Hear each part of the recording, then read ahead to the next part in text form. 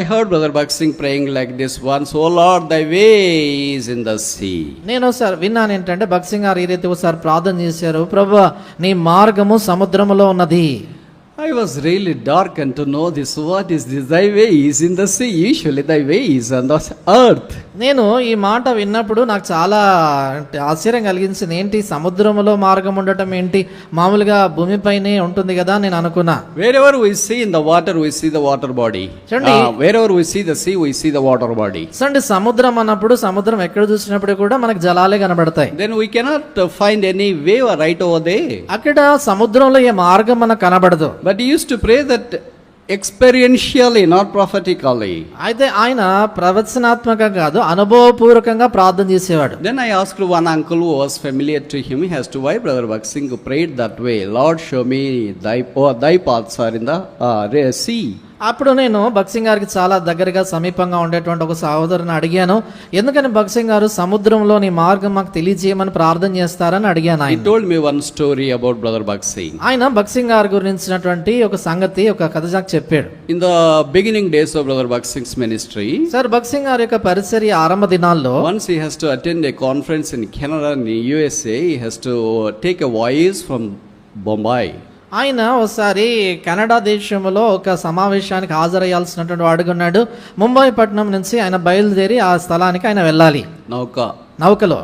And those days flights were not available easily. ఆ దినాల్లో మరి విమానాలు అంత సులువుగా దొరికేవి కాదు. And so strange to know that no online booking was available in those days. అది ఆ దినాల్లో చూసినప్పుడు ఆన్లైన్ బుకింగ్స్ అనేటువంటి ఏవి కూడా లేవు. So you had to go all the way to the counter and get the ticket. కాబట్టి ఆయన తానే కౌంటర్ దగ్గరికి వెళ్ళి తానే టికెట్ తీసుకోవాలి. And so he went to that counter and asked for a ticket. కాబట్టి ఆయన కౌంటర్ దగ్గరికి వెళ్ళాడు, టికెట్ కావాలని అడిగాడు. They said that all the tickets were sold out. వారు చెప్పారు కదా టికెట్లు అన్ని కూడా పూర్తిగా అయిపోయి అమ్మేశారని చెప్పారు. Brother Bhakt Singh said, God asked me to go to Canada and USA for the meetings, but how come you say that all tickets are closed? Bakht Singh గారు ఆయనతో అన్నారు ఏంటంటే, దేవుడు కెనడా దేశానికి వెళ్ళమని నాకు చెప్పాడు ఆ యొక్క మీటింగ్స్ కని, మరి మీరేంటి మీ టికెట్లన్నీ అయిపోయాయి అంటున్నారు ఏంటి అని అన్నాడు. We don't know that God, we don't know what that God spoke to you, but we can say that all the tickets are sold out. వానన్నారు కదా, ఆ దేవుడు మాకు తెలియదు, దేవుడు మీతో చెప్పింది మాకు తెలియదు, కానీ మాకు తెలిసినంత టికెట్లు అన్ని కూడా అమ్మేసాను లేవని చెప్పారు. Then Bhakt Singh said, no, I have to go, I have to have a one berth.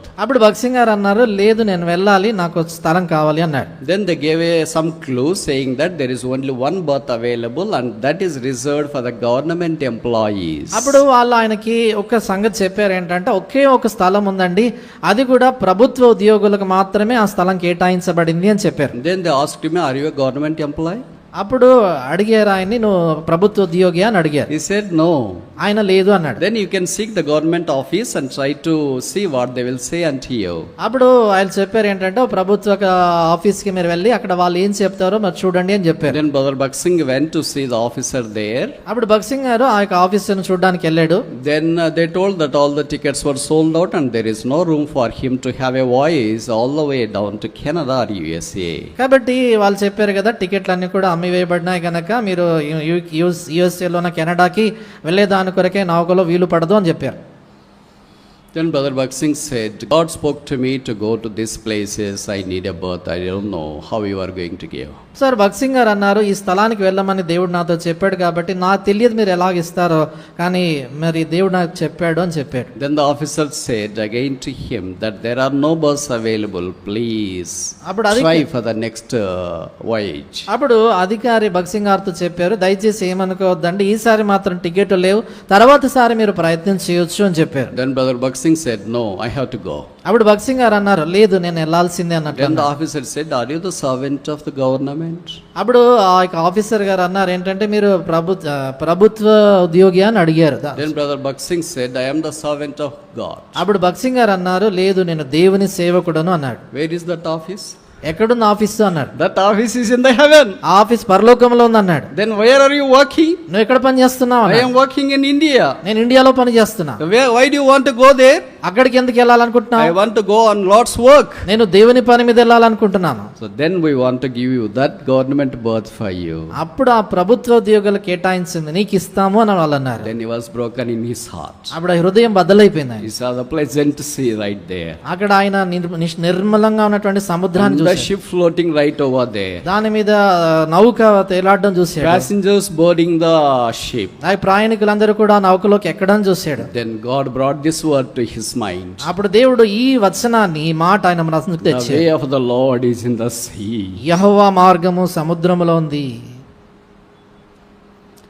God has paved a way for దేవుడు his dear servant దేవుడు తన in the situations of impossible scenarios. అసాధ్యముగా కనబడినటువంటి పరిస్థితుల్లో తన ప్రియ దాసుడికి దేవుడు సముద్రములో మార్గం The కలగజేశాడు. shepherd leads the sheep in the paths of righteousness. కాపరి నీతి మార్గాల్లో కాపరి యొక్క గొర్రెలను నడిపిస్తాడు. I will show 5 paths from book of Psalms and then close. కీర్తనల గ్రంథంలో నుంచి 5 మార్గాలు మీకు చూపించి ముగిస్తాను. Number 1, మొదటిది Psalm 27 verse 11.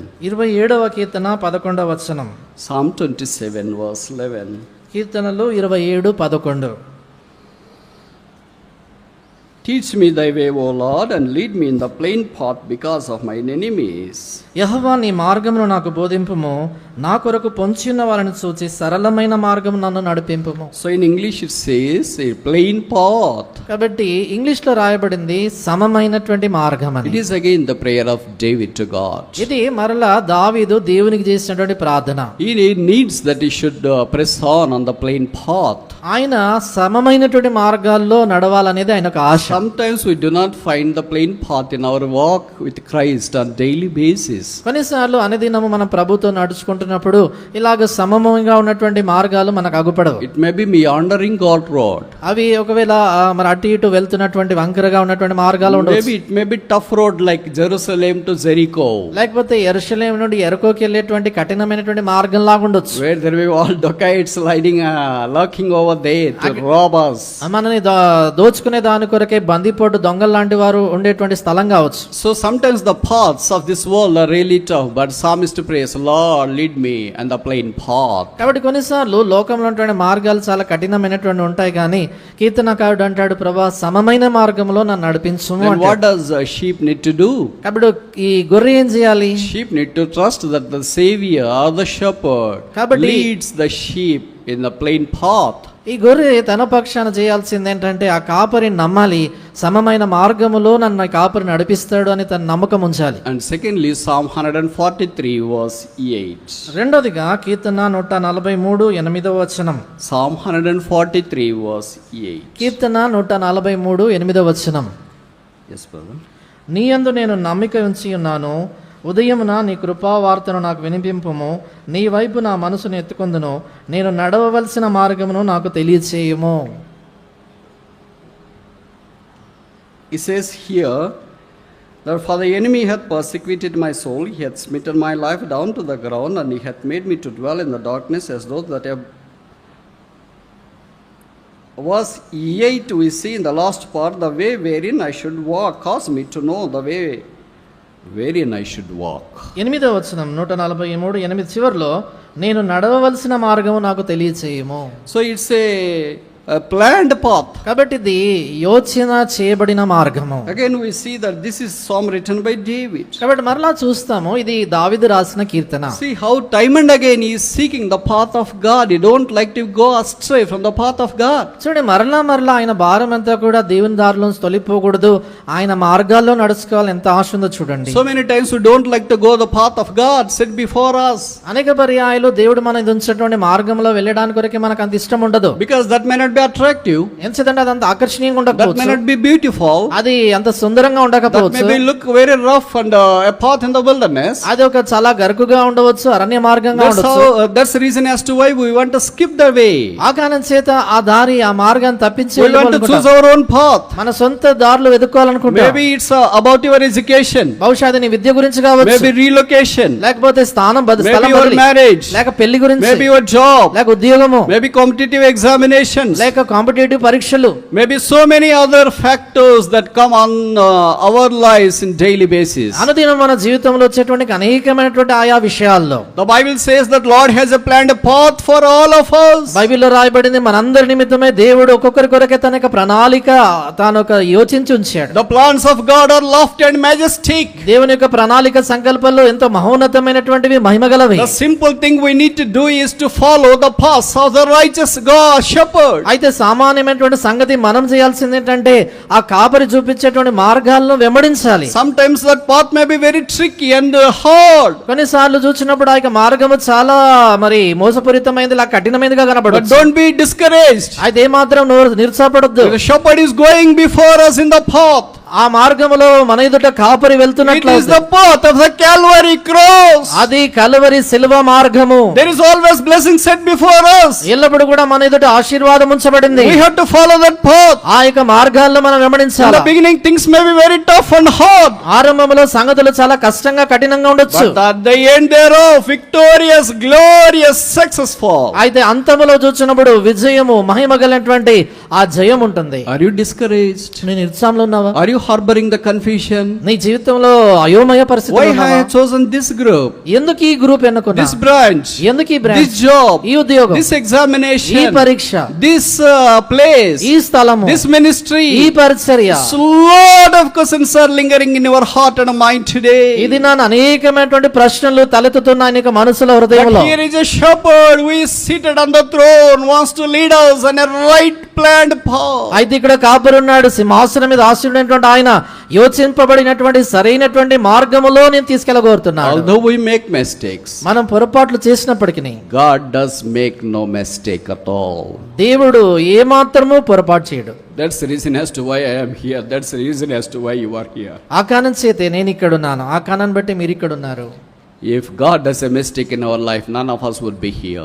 దేవుడు గాని మన జీవితాల్లో పొరపాటు చేసి ఉంటే మనలో ఏ ఒక్కరం ఇక్కడ ఉండేవాళ్ళం కాదు. God doesn't do that no matter what the situation is. కాబట్టి ఏ పరిస్థితుల్లో అయినా కూడా దేవుడు ఏ పొరపాటు He చేయడు. is true to this promise. ఆయన తన వాగ్దానానికి He is నమ్మకస్తుడు. true to his sheep. ఆయన గొర్రెలకు He is నమ్మకస్తుడు. more mindful about the sheep. ఆయన గొర్రెల గురించి ఎంతో చింత కలిగిన వాడు. If only the shepherd is more mindful about the food and the drink of the sheep, how much more he is more mindful about the future of the sheep. ఆ గొర్రెలు తీసుకున్నటువంటి ఆహారము పానీయం విషయంలోనే అంత చింత జాగ్రత్త కాపరుకున్నప్పుడు ఆ గొర్రె భవిష్యత్తును గురించి ఎంత జాగ్రత్త ఉంటుంది చెప్పండి. Don't think that nobody is bothering about your future. కాబట్టి నీ భవిష్యత్తు గురించి ఎవరు పట్టించుకోవట్లేదు అనుకోవద్దు. So many times you think that I have none to take care of my future. చాలా సార్లు అనుకుంటా ఉంటున్నా నా భవిష్యత్తు గురించి పట్టించుకునే I వారు am లేరు. an orphan.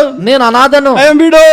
నేను I విధవరాలు, don't have father. నాకు తండ్రి I లేడు, don't have mother. నాకు తల్లి I లేదు, don't have anybody to care of my future. నా భవిష్యత్తు గురించి పట్టించుకునే వారు I am లేరు. helpless. నేను నిస్సహాయిని, I am all alone. నేను ఒంటరిగా ఉన్నా. But I want to tell you, there is a shepherd going before you, no matter how hard the situation is. అయితే నేను మీతో చెప్పబోతున్నానంటే నీ కఠిన మార్గం ఎంత కఠినమైనప్పటికీ నీ ఎదుట వెళ్ళేటువంటి కాపురకు ఆయన ఉన్నాడు. He has a plan that way for you. ఆయన నీ కొరకైనటువంటి ఒక యోచన చేసిన His ప్రణాళిక planning మార్గం will ఉంది. be always accurate and precise to the 100%. There is no human error or experimental error or a hidden error in that path. ఆయన చేసినటువంటి యోచన చేసిన ప్రణాళిక ఆ మార్గములో ఏ మాత్రము కూడా మానవ సంబంధమైనటువంటి పొరపాటు గాని లేక ప్రయోగములో చేసేటువంటి పొరపాటు గాని దాచబడినటువంటి పొరపాట్లు ఏవి ఉండవు గాని 100% పరిపూర్ణమైనటువంటి మార్గం అయింది. Let us trust the shepherd Jesus Christ for our future. కాబట్టి మన భవిష్యత్తు నిమిత్తమై కాపరి అయినటువంటి యేసుక్రీస్తు ప్రభువారిని వెంబడించి ఆయన నమ్ముతాం. And thirdly, Psalm 37 verse 5.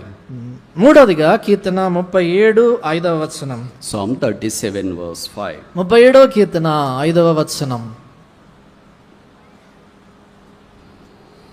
Commit thy way unto the Lord, trust also in him, and he shall bring it to pass. నీ మార్గమును యెహోవాకు అప్పగింపుము, నీవు ఆయనను నమ్ముకొనుము, ఆయన నీ కార్యము నెరవేర్చును. It's a prosperous path. ఇది అభివృద్ధి పొందేటువంటి మార్గం. నెరవేర్చబడి. He wants to accomplish the way we take him, because he is our shepherd and he goes before us. ఆయన మన జీవితాల్లో కాపరిగా ఉన్నాడు కనుక ఆయన ముందుకెళ్ళేటువంటి ఆ యొక్క మార్గాన్ని ఆయన సంగతులు నెరవేర్చాలని కోరుతా We ఉంటున్నాడు. are asked to commit our way unto him, మన యొక్క మార్గాన్ని ఆయనకు అప్పగించాలని కోరుతున్నాడు which ఆయన. means we have to lean on him. దాని అర్థం ఏంటంటే ఆయన మీద ఆనుకోవాలని, We have to trust him to the core. సంపూర్ణంగా ఆయన నమ్మాలని. Then he will lead us into the prosperous path. అప్పుడు ఆయన ఇలాంటి వృద్ధి పొందేటువంటి మార్గంలో నడిపిస్తాడు. And fourthly, Psalm 119 verse 1. నాలుగవదిగా కీర్తన 119:1. Psalm 119 verse 1. కీర్తనలో 119:1 వచనం.